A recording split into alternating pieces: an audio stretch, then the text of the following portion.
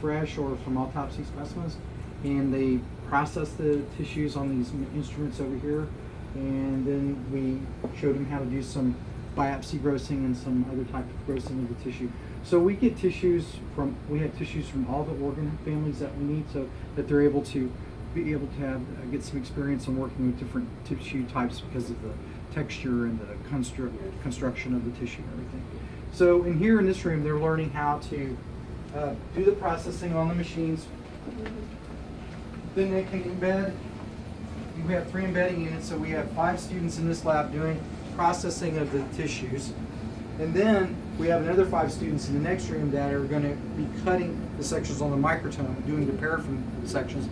And then we have our cryo-sectioning instructor. She's going to demonstrate this. It's a new way of freezing tissues. Let me show you how she's doing. Okay, Megan, you're on. So this is where we do our. These are our friends from Gondar University. Hi. This is Megan. She's our cryo-sectioning university. And they're the dean and associate dean, or The dean. Dean And she's in Tunis. Okay.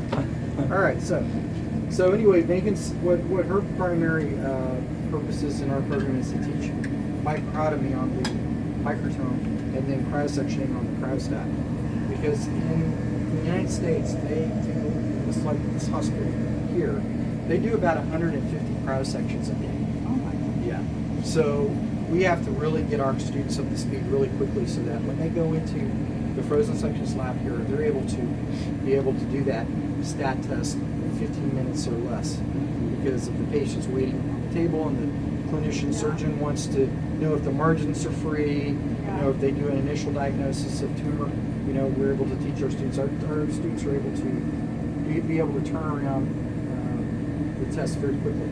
Now in here we're also teaching them how to do a test for fats. So we're looking at lipids in tissues. So we teach them how to do an oil red O stain. And that's what she's going to do. Still not too cold enough? No, we're only at 17 Celsius. Okay, I'll tell you what, I'll take them down to their lab and then I'll bring back and show you carbohydrates, pigments and minerals, microorganisms, bone specimens, anything like that. We do have one automated immunohistochemistry machine that we can run any tumor markers that we want to, so we can run any of those. We teach them how to do immunohistochemistry manually before we let them use the machine, because when we're teaching them manually, we teach them how to troubleshoot. If it goes wrong, what are you going to do? Because this does it automatically. It's just not about pushing a button, but it's also about understanding the technique and what goes wrong if the slide comes out, if it's truly a false positive, false negative. They need to know why. We always run control tissues when we're running the patient tissues as well. Also, they have all their own labware that they can conduct their own tests on. So what we do is we simulate it like we'll come in and somebody will pretend that they're a pathologist, or a pathologist will come down here and ask, we want to run this test. And they'll give them an order and they'll take the chemicals and compounds, make the dye that they need to make, or the chemicals they need to make the reaction to do the special stain slide. So they can come in this room here. This is our digital imaging room, and what they'll do is we'll take a picture of the test.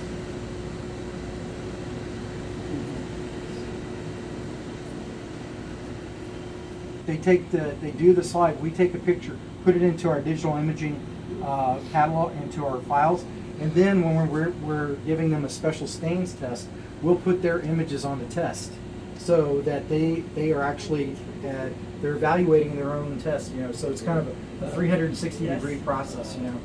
Because we could just take pictures from the book, but it's not the same. When the students are doing it and they're actually seeing their images, they understand it. It comes 360 that way. Yeah.